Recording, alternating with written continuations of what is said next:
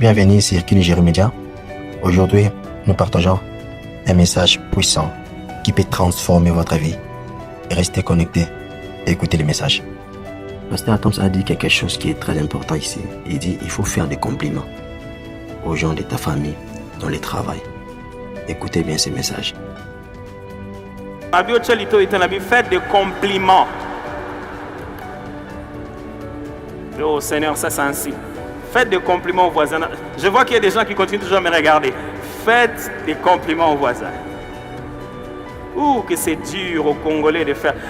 Faites des compliments aux voisins.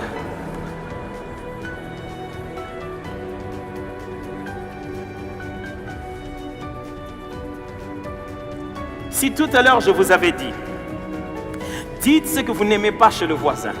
Dites-lui ce que vous n'aimez pas de l'autre côté. Dites-lui ce qui ne marche pas dans ce pays. Ce peuple a développé un réflexe de toujours diminuer les gens et jamais leur faire des éloges. Pour un peuple qui ne sait que diminuer, ils ne connaissent pas ce que c'est que la louange.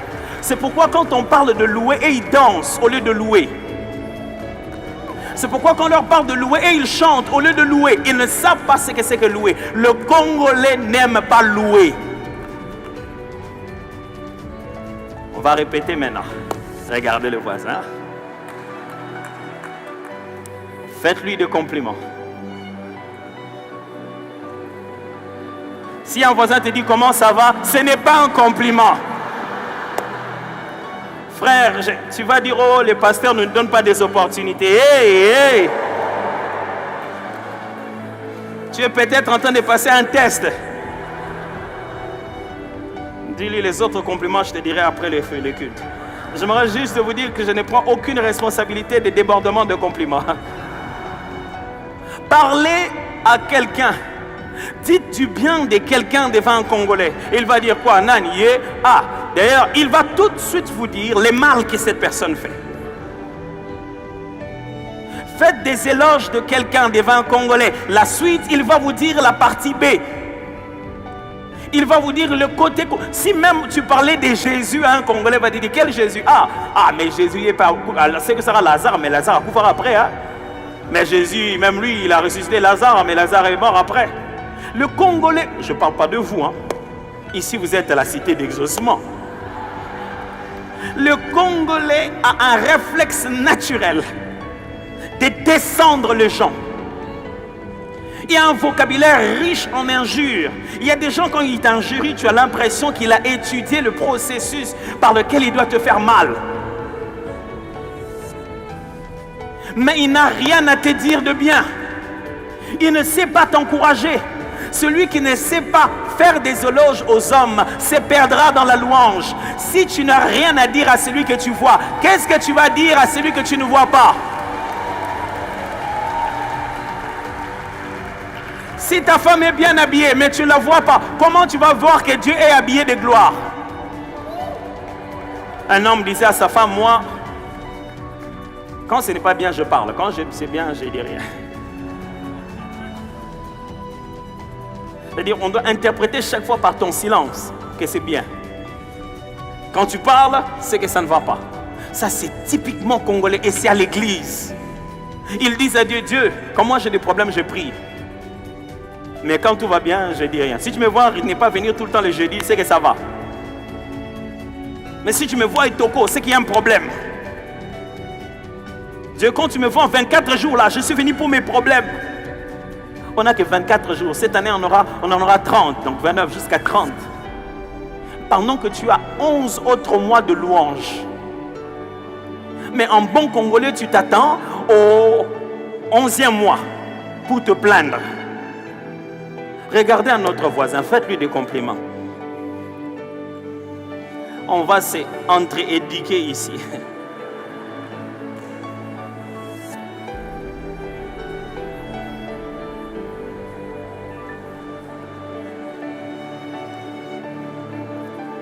Vous avez un devoir en quittant cet endroit. Commencez à apprendre à faire des compliments à vos enfants, faire des compliments à vos frères, à vos soeurs, à vos collègues de travail, à vos chefs, à vos femmes, à vos maris. Pas de la flatterie, des compliments. dire de bonnes choses, faire leurs éloges, arrêter tout le travail et dire, j'aimerais quand même vous dire que je n'aurais pas pu faire ça sans lui. Ça ne vous diminue en rien. Il ne faut pas que les autres soient mauvais pour que tu sois bien. Il ne faut pas que les autres soient en bas pour que tu sois en haut. Quel est cet adorateur? Quelle est cette femme, cet homme de louange qui ne sait pas exprimer les éloges vis-à-vis des êtres humains? Qu'est-ce que tu dis à Dieu? C'est pour ça qu'avant le culte, les modérateurs, ils préfèrent nous faire peur que nous donner envie de louer. Bien-aimés dans le Seigneur, beaucoup ont dormi comme vous aujourd'hui, mais ils ne se sont pas réveillés. Bien-aimés, plusieurs étaient en chemin, mais ils ont été tamponnés. Nous sommes ici, c'est la grâce de Dieu. Louons le Seigneur. Oh oui, Seigneur, vraiment, vraiment, Seigneur. Frère, vous n'avez pas besoin de ça.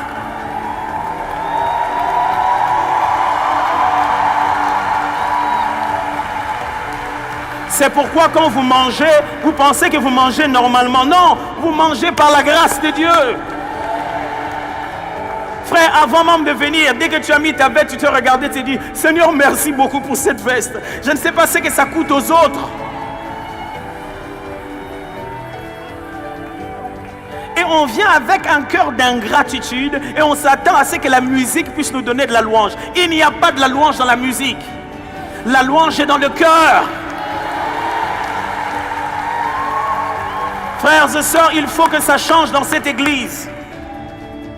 Je vois les gens, pendant la période des Pâques, amener des rameaux. Vous les voyez en route, des rameaux. Chacun va amener à l'église. Je prie Dieu que quand ils voient les membres de cette église venir, ils regardent dans leur cœur, ils voient qu'ils ont prévu de la louange. Le psalmiste dit, je te louerai parmi les siens. J'ai déjà préparé ici. Quand je vais arriver là-bas, je te louerai parmi les saints. Je te louerai dans l'assemblée. Je suis déjà préparé pour la louange. Aujourd'hui, les gens préparent tout pour venir à l'église, sauf la chose pour laquelle ils doivent venir à l'église. Quand ils s'habillent, ils se disent, on est à fil, hein? Frère, tu n'en as pas besoin. Ici, nous sommes dans la cité d'exaucement. N'intimide personne.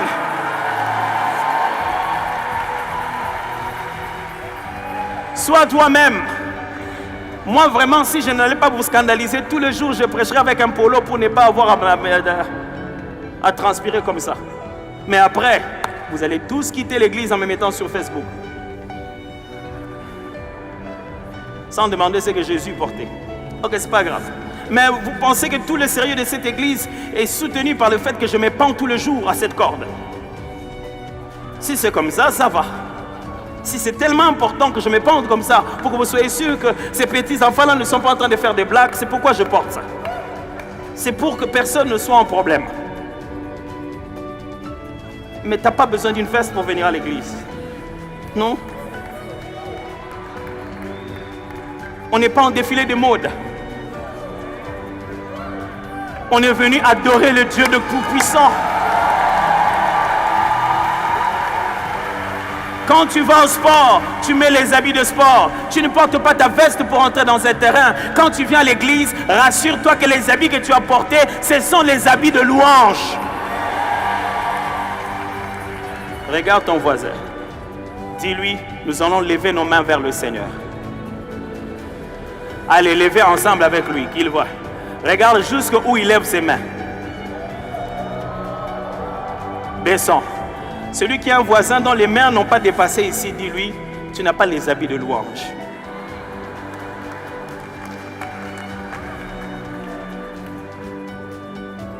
Les habits de louange te permettent de louer, de glorifier Dieu, de danser quand il faut danser, de se prosterner quand il le faut. On est venu pour ça.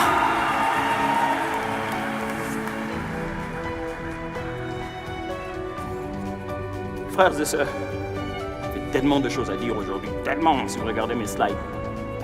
Mais comme c'est le début, j'aimerais vraiment faire asseoir cette pensée clairement.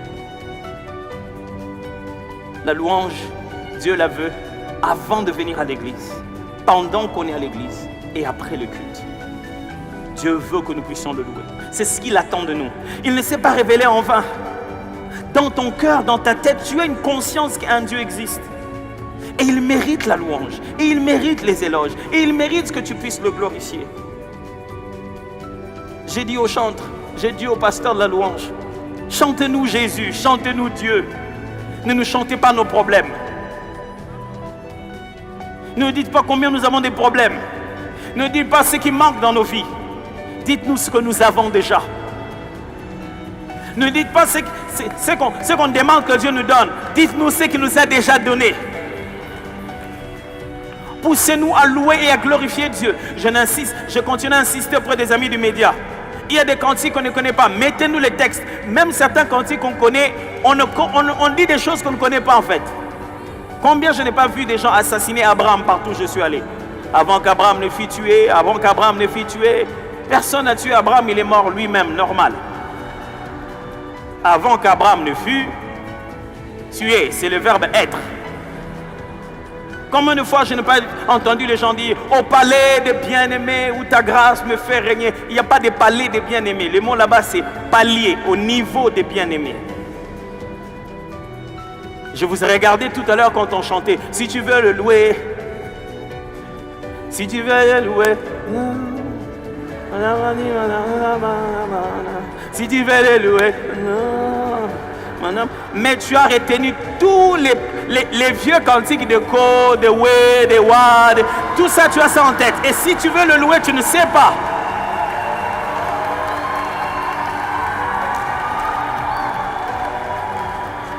Et écouter un adorateur dit bon, vraiment les gens, ils ont chanté vrai. Hein? Quelqu'un a dit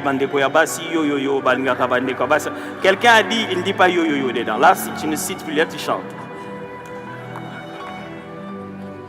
Tu as encore tous les vieux textes de là où tu étais. Mais depuis que tu es devenu chrétien, ça ne t'intéresse pas? Les paroles que nous chantons ici, mes frères, sont des armes puissantes pendant la tentation. Quelquefois, le diable te demande de faire quelque chose de mal. La réponse est dans le cantique. Tu fais juste monter un cantique et tu commences à chanter. Et quand Dieu fait monter des cantiques dans ton cœur, c'est pour que tu puisses résister à un combat. Alors s'il vous plaît les amis de la louange, chantons Jésus, louons Jésus. S'il vous plaît les amis du média, mettez-nous les textes. Nous voulons louer Dieu et savoir de quoi nous parlons. Alors s'il vous plaît frères et sœurs, venez pour louer. Pas pour intimider. Venez parce que ici, si c'était un garage, vous allez vous préparer en vous disant non, là il y aura trop de graisse. Si c'était une piscine, vous n'alliez pas plonger avec la veste. Alors avant de vous préparer, de venir, ne dites pas on est à fille là. Dites-nous, on est à fille là, on va aller adorer Dieu.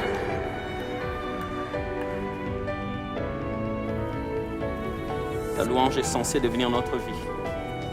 J'avais préparé 8 points à vous parler aujourd'hui. On n'est pas pressé. On va se mettre à en parler à partir du dimanche prochain.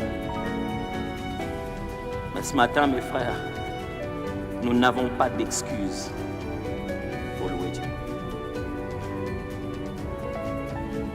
Et nous ne devons pas attendre pour louer Dieu. Chaque fois que nous venons dans cette église, ce jour-là, Dieu est digne de louange. Ça, on doit venir avec. Ce n'est pas que pour le culte, mes frères. C'est de sorte que quand on rentre, on passe notre semaine, on sache, Dieu est digne de louange. Baissons nos têtes.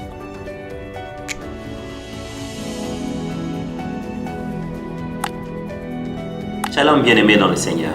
Je voudrais vous parler de ce que le Seigneur a mis dans mon cœur pour ces dimanches pendant ce mois de janvier. Il voudrait que nous puissions partager ensemble sur le fait de cultiver une vie de louange. La louange, c'est le cœur même de notre relation avec Dieu. Mais voyez comment, au culte, les uns pensent que nous dansons seulement et ils ne sont pas censés le faire.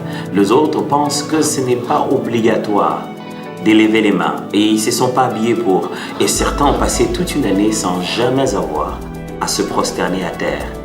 Et d'autres pensent que donner les offrandes, c'est une affaire qui va arriver si on en a à la poche ce jour-là ou pas. La louange est une vie que l'on doit vivre avant d'arriver au culte. Et la louange est une vie que nous devons vivre et exprimer pendant le culte. Mon rôle à moi, en tant que votre pasteur, c'est de me rassurer chaque fois que la religion n'a pas commencé à établir un système qui emprisonne l'adoration. L'adoration ne doit jamais être emprisonnée par la coutume de la religion. Il ne faut pas qu'on fasse de l'église, il ne faut pas qu'on fasse comme on fait à l'église, il faut qu'on loue Dieu comme une vie réelle. Je prie Dieu que la prochaine fois qu'il vient dans mon culte de dimanche, il se dise, je vais aller à Fila parce que là-bas au moins on va me louer comme il se doit. Et que Dieu, quand il regarde les membres de Fila dans la vie, à gauche, à droite, là où ils sont, il se dise, ceux-là, ce sont des gens qui savent louer et adorer Dieu. Et c'est cela mon objectif.